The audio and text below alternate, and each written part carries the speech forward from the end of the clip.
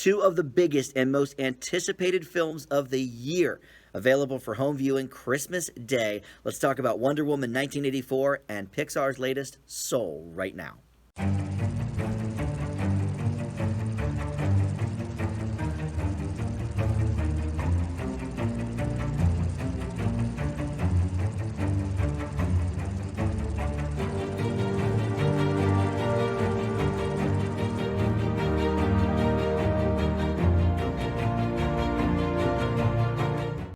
Hey everybody, Dan here. This is Dan Reviews It. Welcome to my review for Wonder Woman 1984 and Pixar's latest called Soul, both available right now for your viewing pleasure at home. If you've got HBO Max, you can check out Wonder Woman 1984. If you've got Disney Plus, you can check out Pixar's Soul. And as well, if you live in a town with a movie theater, you can check out Wonder Woman 1984 on the big screen as well. But this will be a spoiler-free review of both of these films, so let's talk about them. Before I get there, though, please do subscribe below, and I would love to have you aboard the channel. If you want to click that little bell, too, next to the subscribe button, you will get notifications whenever I drop new videos.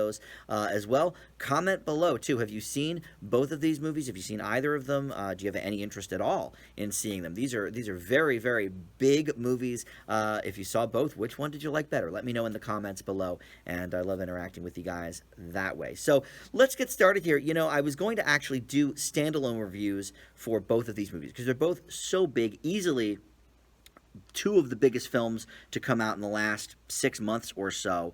And really, the last two remaining that did not get shelved into 2021 or beyond, both came out Christmas Day, and so I was able to watch both of these over the last couple of days with my family. For once, you know, usually I'm watching movies by myself these days with the quarantine and the pandemic and all of that, but nope, I was able to watch these movies with my family and actually see some people reacting to things, so that's always nice. But the reason I decided to put these two movies together, first of all, obviously, they came out Christmas Day, so we could all watch them the same day.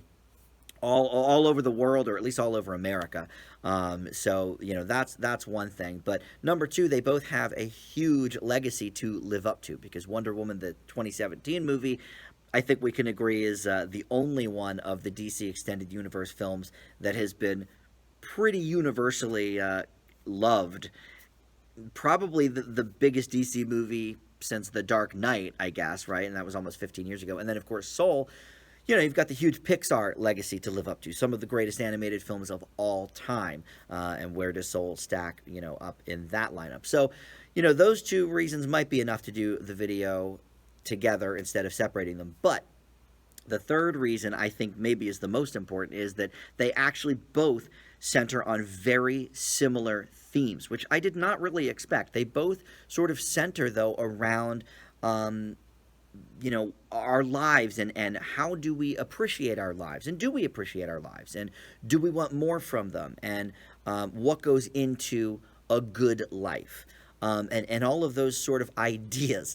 And they tackle them in very different ways, but at the core of both of these movies is sort of that question of what makes up a good and happy life. And so I decided, you know what, let's tackle them both together and kill two birds with one stone here.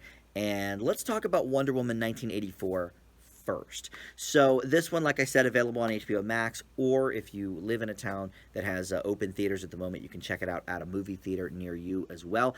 And as the title might indicate, this brings our heroine, played by Gal Gadot once again, into the 80s. And I can't give too many spoilers here about the plot because I don't do spoilers with new movies on my channel, but I can say that this is, of course, set in the 80s. We know that. And Diana and her past pal, her past love interest, Steve Trevor, played by Chris Pine, to fight off two villains in this film. You've got Maxwell Lord, who is played by Pedro Pascal, the Mandalorian himself, and Cheetah, played by Kristen Wiig. So two villains in this movie, sort of both after the same thing, though, you could say, as we get deeper into the plot.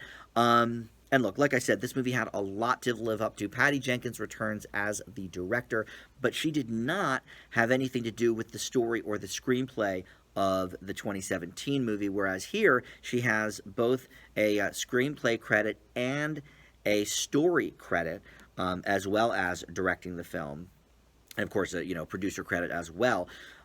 So really, Jenkins has her hands all over this movie, and did it come out better for it?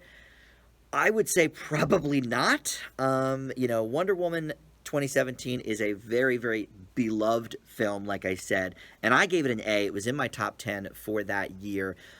This one doesn't even come close to measuring up to that. It is such a far cry from that. Not only is it such a far cry from that, but I mean, I don't even think it's as good as the Justice League. I don't know if it's as good as Suicide Squad, which, listen, I like Suicide Squad better than most. I gave it a B minus, so take that with a grain of salt. But what exactly happened in this movie? So let's talk about that before we get to some of the positives, which there are. And before I get too deeply into it, you might be saying, well, Chris Pine, his character died in the first movie. That was pretty obvious. And even if he didn't die in the first movie, this takes place about 70 years later, so how would he still be the same age? I will tell you, without spoilers, that it does make sense. It does flow within the logic of the film. So, they didn't do any, weird superhero trickery with him. So I will say that. Because that was one of my concerns. I was like, look, I'm glad Chris Pine is back. I love Chris Pine. How does he fit into this? How is he here? What's going on?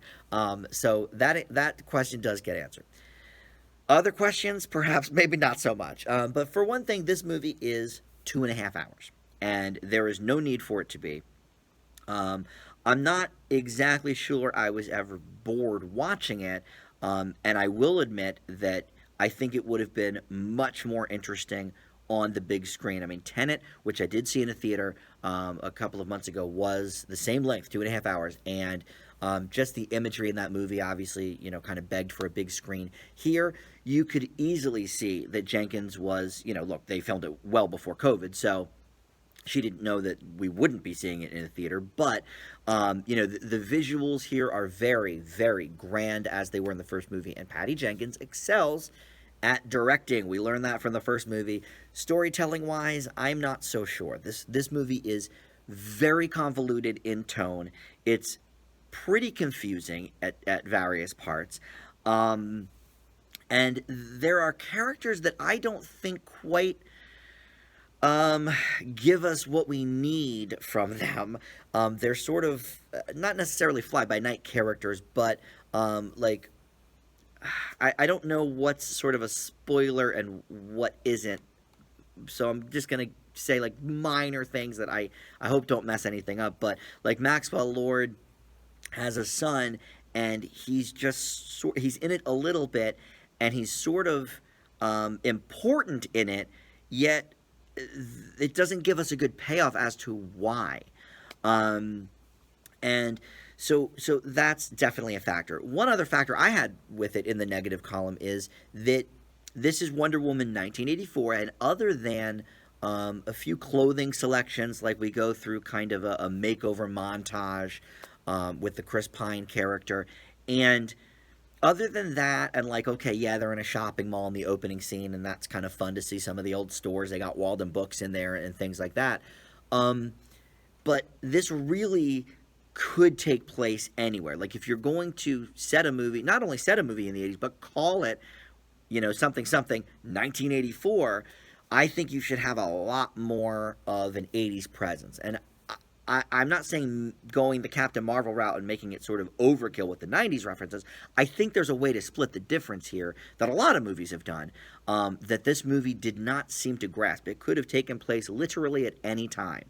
Obviously it can't quite take place in the present day, because then she would already be in the Justice League and all of that stuff would have happened. So, okay, fine. We need to have it take place a little bit before now, but why 1984 if you're not really even going to mine that for any kind of, plot points or even humorous moments more than just the clothing changing montage? And speaking of humorous moments, this movie has some of them. I would say this movie probably takes itself less seriously than the first Wonder Woman, where she's really, kind of exploring that character, and the character's getting to figure out how to exist on, in America, and like what different things are. Here we're 70 years past. She has a great grasp of, who she is, what her powers are, what they can do. And for work, she sort of is under the radar. She is, saving people here and there. But for actual work, she is an artifact curator. She works for a museum, I guess, and sort of works alongside the Kristen Wiig character, Barbara. And they strike up a friendship that way. Barbara is very meek, and nobody really notices her, compared to, of course, Diana Prince, Wonder Woman, who everybody notices. You can't help it. And the movie starts out with this really incredible opening couple of scenes. You have a scene back where she's a younger girl. She's probably, I would say, maybe 10, Diana Prince is, and doing this huge, like, competition, sort of like a triathlon type thing, amongst other Amazons. And we see, the return of Robin Wright and all of that, which is great. Love to see that. And then we fast forward to the 80s, where the first scene we see is Diana Prince as Wonder Woman saving this girl from this heist gone wrong in the mall, and where the story sort of starts for her. And both of those scenes are very compelling. One maybe could say they run on a little bit long, but I didn't find that to be the case. And as I was watching it, I was imagining it on the big screen. And, my brother has a much bigger TV than me, so I watched it on a bigger TV than I would have at my house for sure. So that's nice, but it wasn't this size screen, certainly. But I was imagining, like, oh, this would look so cool, da-da-da-da-da. But then it really loses steam. Like, the last 2 hours, it's just such a mess, story-wise. And even some of the dialogue is just kind of clunky and everything, that it just is such a far cry from that first movie. So let's talk about some of the positives. Look, Gal Gadot is really, she is this character. She is Wonder Woman the way Robert Downey Jr. is Tony Stark and Iron Man. She knocks it out of the park here, and she really is, giving her all, and I certainly appreciate that. Some of the stunts are very cool. I don't think she's necessarily doing a lot of the stunts herself, but, some of the choreography, of the fight scenes are cool. And as well, her relationship with Steve Trevor, the Chris Pine character, is once again great. Their chemistry is fantastic, and it really kind of leaps off the screen at you. So, like, great stuff there. The villains, I'm a little bit sort of torn on. Cheetah, I just don't think we spend enough time with her to really care. It's almost a little bit of Spider-Man 3 syndrome, where, there's so many villains that we just don't dedicate enough time to them. And that's sort of what I found here a little bit with the Cheetah. And then, what's his face? The Mandalorian dude, Maxwell Lord, we spend a lot of time with him, but some of the things that happen on his watch, I was a little bit lost on. It all sort of made sense by the end, but as we went along, it took me a little while to figure out exactly what was happening as we went through the story. Now, we do have the appearance of the Invisible Jet, which is also cool. The Lasso of Truth is back, and we learn a little bit more about what it can do, I think, as she actually explains in the film to one of the characters, which I won't say. But, so this was quite a mixed bag of a movie, but, it sort of hinges on, is it a good script? And I'm not sure that it is. The story is pretty good, I guess. Well, the story is good, let's say. It's not bad, and it's better than, like, fine and okay. It's good, whereas the first one was, excellent. The performances, from the two leads, Gal Gadot and Chris Pine, is also very good, just like it is in the movie. Everybody else around her, I'm not sure. Robin Wright, of course, is great, but we only see her for one scene at the beginning there. And actually, the little girl that plays young Diana Prince, she's also very good. But again, she's only in the first few minutes, which is great. So overall, this movie is a disappointment for sure. I don't think it needs to be 2.5 hours. I think probably 2 hours, 2:10 maybe.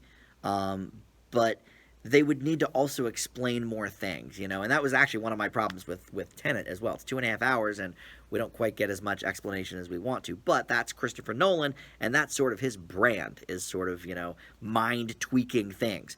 Superhero movies are supposed to be fairly cut and dry, fairly straightforward, and I'm not saying they all have to be good.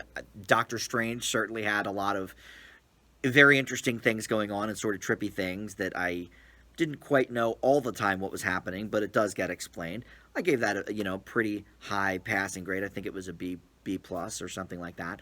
Um, but this to me was just a letdown. I think Godot's performance really is what holds this together more than anything. Her commitment to this character. So I'm going to leave Wonder Woman 1984 with a C plus. So let's move over to Soul, which is really, I think, more hard on its sleeve about the whole, what makes up a good life sort of thing than Wonder Woman. Wonder Woman, it's sort of more reading between the lines a little bit, or, the plot doesn't depend on it without giving spoilers. Here, the whole plot is sort of that theory, because we learn that Joe Gardner, voiced by Jamie Foxx, is this middle school jazz teacher whose kids are just horrible, and he's sort of lost his passion for jazz music because of that. When he gets a call from one of his former students, and it's like, "Hey, dude, we've got this singer that you know and love, Dorothea Williams, who is voiced here by Angela Bassett, and she has an opening to audition for her club show. Come down, play your piano, and blow us all away." So he does that, gets the gig. However, he's a bit clumsy, and he ends up falling down a manhole and ending up in a coma and going to the afterlife. He's on his way to that, white light in the sky, and he runs away from it. We see all this in the trailer, so this is not spoilers, but he runs away from it and ends up in the great before. We've heard of the great hereafter, which is when you die, but now we find out about the great before.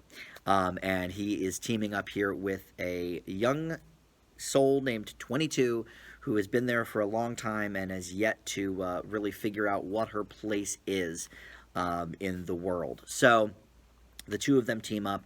Hilarity ensues. I can't say much more than that. I guess I can say that for a time, it's a body switch movie, and this is Pixar's, big try at that, which is a, comedy classic, a film staple, and I don't believe Pixar has done that yet, so that's sort of something new for the studio. But every other thing about this movie is pretty much Pixar at what they do best, which is, number one, creating very, very interesting worlds.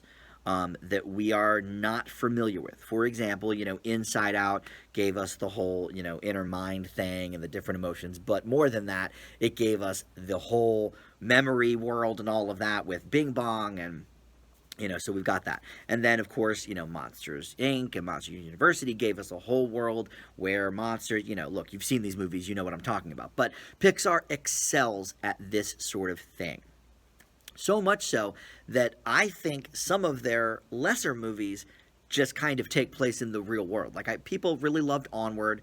I might need to watch it again because I only gave it a B. I thought it was a very middling Pixar-type film, and that has supernatural elements to it, but it takes place with people in the real world. This takes place in part of the real world, but they've created this entire new system for, how we get basically created and how we get our traits and all of this, and it's sublimely interesting, and the animation is just beyond, what I expected. It's abstract in parts, and you could sort of tell that just from the style of the characters. Like, Joe Gardner, the Jamie Foxx character, has this very, very long face and lean body. He's got, like, these really thin chicken legs, and so the animation style is a bit like certain things we've seen before in Pixar movies, like Inside Out, but it's unlike anything that's kind of been done before. It's also part of it is reminiscent a little bit of Inside Out when they go in the abstract universe or whatever, and everything's kind of abstract. There's a couple characters that are designed that way, and I'm sure that's on purpose, as a sort of wink and a nod to Inside Out. But look, the other thing Pixar does better than pretty much any animation studio in history, probably, and I include their parent company Walt Disney in that. So it is the emotional impact of these films. The Pixar films, all the best ones, really work on two very different levels for children and adults. So I was actually blessed to be able to see this movie not just by myself or not just with people my age, but I saw it with my 9-year-old nephew and my 15-year-old nephew, and I think they had a much different appreciation of it than I did and my sister-in-law did. And we both liked it a lot. Now, the 15-year-old, he liked Wonder Woman more. I think my sister-in-law probably liked them about the same. I thought this was on a much, much different plane than Wonder Woman 1984, for sure. So, the other thing Pixar does best, like I said, is sort of getting that different generational emotional ability. It works on one level for kids, another level completely for adults, but they can both come together and appreciate a lot of the same things in the film. I think it's what makes Up so great. It's what makes WALL-E so great, and certainly Inside Out to bring that up one last time. But you also have Tina Fey here, Felicia Rashad, Daveed Diggs, Graham Norton. As always, it's a full, A-list cast here. Questlove is in it. One thing I will say, there's been a little bit of news about there's no John Ratzenberger cameo. He's not on the cast list. Where did John Ratzenberger go? He's been in every Pixar movie since Toy Story. If you don't know who that is, he plays Ham in Toy Story, and he plays P.T. Flea in Bug's Life. And sometimes his roles are smaller, like he's only in Monsters, Inc. for one scene. He plays the Abominable Snowman, but he's always there somewhere, right? He might not be in this movie. I'm not sure. Pete Docter, the director, has said in a statement today that, oh, yes, he is. It's a small cameo. We would not leave him out. However, it's up to you to find him. So there's a lot of people in The Great Before with sort of distorted voices, so he may be one of them. I don't know. But, because I just heard the other day that he wasn't in it, and I was like, okay, well, that's a bunch of BS. Like, John Ratzenberger's Pixar legend. I mean, he was even in Coco, which has basically an all-Latino cast, and John Ratzenberger. So, here we go. And actually, Coco is one, by the way, too, I haven't mentioned yet, but has all of those things that make Pixar movies great. But anyway, how does it work here? The answer is fantastic. Look, Jamie Foxx, the guy knows his way around comedy. The guy knows his way around drama. And the guy knows his way around getting an emotional reaction from you. He's done it in a variety of different types of movies and TV shows, I suppose, really. But, I think really, like Django Unchained, his character in Django elicits a very, very emotional response. But it's a very different one from some of the other characters he's played, and Joe Gardner would be an example of that. This is a very sort of dorky guy, kind of mild-mannered, and this, that, and the other thing. But at the end of the day, he, without spoilers, I'm not saying end of the movie, but, at the end of the day, this is a person who loves music. He loves, what he does at the middle school, but the passion has drained from him. And so, how can he get that back? So that's great. The voice work is great. Tina Fey, I actually was not sure for a little bit who that was. It took me a little while to get that voice.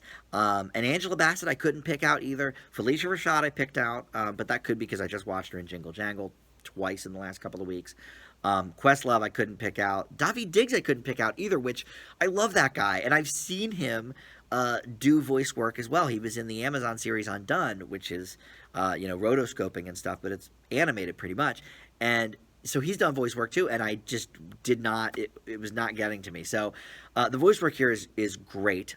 It's got the classic Pixar humor to it, which is, some of it's a little bit immature, but a lot of it is also, kind of deep and maybe a little more subtle.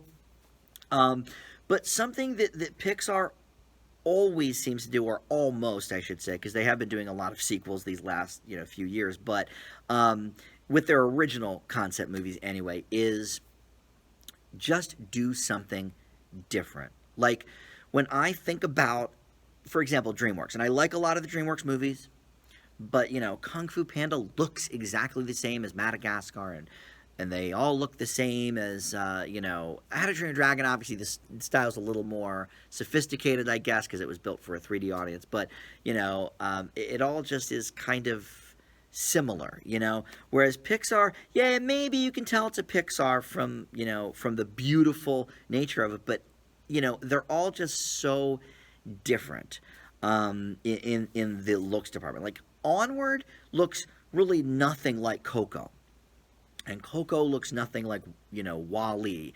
They all have such distinctive stamps on them, and I think that's fantastic. That's always good. But anyway, the core of this movie is, how does it make you feel emotionally? That's the core question with, I think, most Pixar movies, because they're not just gag movies like Despicable Me, for example. And yes, there's maybe some emotional stuff with Gru and the girls and Despicable Me and stuff, but nothing like a Pixar movie. It hit me on a very, very strong level. I was definitely crying in this film. And they weren't, huge sobs like from Up or some of the Toy Story movies, but it was a little bit of, especially in 2020, after, we've all sort of been dealing with, lives that maybe are not what we want them to be right now, and that kind of thing. I think this movie really hit me on an emotional level from that standpoint, too. I don't know if it would have as much otherwise, but it certainly hit its mark, even though it was made before the pandemic, much like Wonder Woman. But I also think it answers some of those questions that I think ties these movies together, such as, what makes a happy life and what makes a good life lived. And I think this answers those questions a lot more than Wonder Woman. Now, granted, there I think a lot more on the surface in this movie, whereas that movie was more designed for action and superhero fandom and all of that sort of thing. So I can't compare the two directly in that department, but no, it definitely hit me in an emotional level. What else can I say about this movie? I mean, is it among Pixar's best? Boy, that's a tough question. I mean, it's certainly among the best that we've seen in the last maybe decade of Pixar. I mean, like, some of my favorite movies of all time are the Toy Story movies. Finding Nemo for a long time was in my top 25. But, this to me ranks almost up there with Inside Out, and it ranks higher than a lot of the recent Pixar movies. I mean, the standards are so high here, and yet they've managed to reach them, It's just an emotional tour de force. Jamie Foxx gives a great performance. Now, I do have a couple of minor complaints with it. I'm not going to give it an A plus like I gave Inside Out and Up and a lot of the Pixar movies, Wall-E and all that. But I will say that for a movie about jazz, I do wish there was more music in it. Because I think it's brilliant to kind of bring jazz music into the younger generation. Both of my nephews really enjoyed the music in this movie, and I just wish there was more of it. The piano playing was fantastic. I don't know who did the score for this movie. Let me take a look here. I don't know if that counts as score, if it's just kind of piano. I guess it would, right? Okay, so John Bastille, I guess, did a lot of the songs, and then the score itself. Oh, it was Trent Reznor and Atticus Ross, and that's interesting. Trent Reznor, of course, Nine Inch Nails, but they've done a lot of stuff for, like, David Fincher, and they've done a lot of movies, really, and they're a great pair. So they did some of the more before times stuff, the great before, whereas I guess John Bastille did more of the actual jazz stuff. So, all right, well, anyway, I could have used more music for a movie that I would say is not about music, because it certainly is about his soul, but soul of the music too. I think they sort of tie together. So I could have used more music in it. And other than that, yes, it's a little bit Animation wise, it's just a smidge, stolen from Inside Out. But look, it's from the same people, so we can't expect, truly completely different animation every time. But and really only in a couple of the characters from The Great Before I was reminded of the abstract world in Inside Out, and also some of the ways that the little babies are designed. Um, as they're being formed, that definitely reminded me of some of the characters in Inside Out. But look, other than that, this is a fantastic movie. I think this is a great, great, final movie for 2020. In terms of big releases, I'm certainly going to watch about 20 or 25 more movies this year to kind of catch up.